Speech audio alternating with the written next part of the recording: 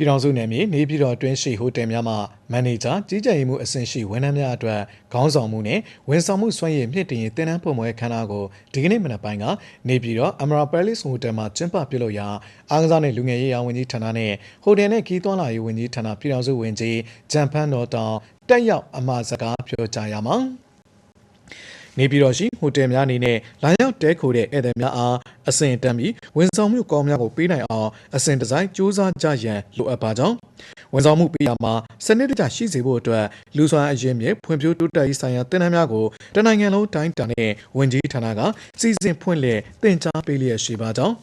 ဟိုတယ်ကိုလာရောက်တဲခိုနေထိုင်ကြတဲ့ဧည့်သည်များကိုဝန်ဆောင်မှုကောင်းများပေးခြင်းဖြင့်ဧည့်သည်တင်များကိုဆွဲဆောင်ရမှာလည်းအထောက်အပံ့ဖြစ်စေပါကြောင်းဖြင့်ပြောကြားပါတယ်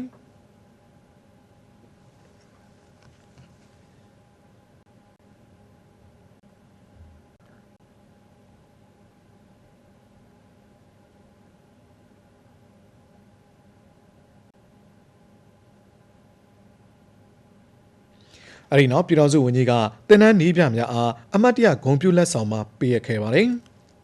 မော်လပိုင်းမှာပြည်တော်စုဝန်ကြီးဟာတုံကပူရီဟိုတယ်မှာကျင်းပပြုလုပ်တဲ့အဆင့်မြင့်တင်ထားတဲ့ဧည့်သည်စရင်အချက်လက်စနစ်ကိုတာဝန်ယူဆောင်ရွက်မယ်ဟိုတယ်များမှာဝန်ထမ်းများနဲ့ဆက်ဆက်ဌာနများမှာအရာတန်းအမှုတန်းများအားတင်ကြားတဲ့စနစ်အသုံးပြုနည်းတင်နန်းပုံပွဲခန်းနာသို့တက်ရောက်ပြီးနိုင်ငံတော်အစိုးရအနေနဲ့ digital အသွင်ကူးပြောင်းခြင်းလုပ်ငန်းများကိုအရှိန်အဟုန်မြင့်တင်ဆောင်ရွက်လျက်ရှိသဖြင့်ဟိုတယ်နဲ့ခီးသွွားလုပ်ငန်းကဏ္ဍမှာလည်းဝိုင်းဝန်းပူးပေါင်းလိုက်ပါဆောင်ရွက်ကြရေး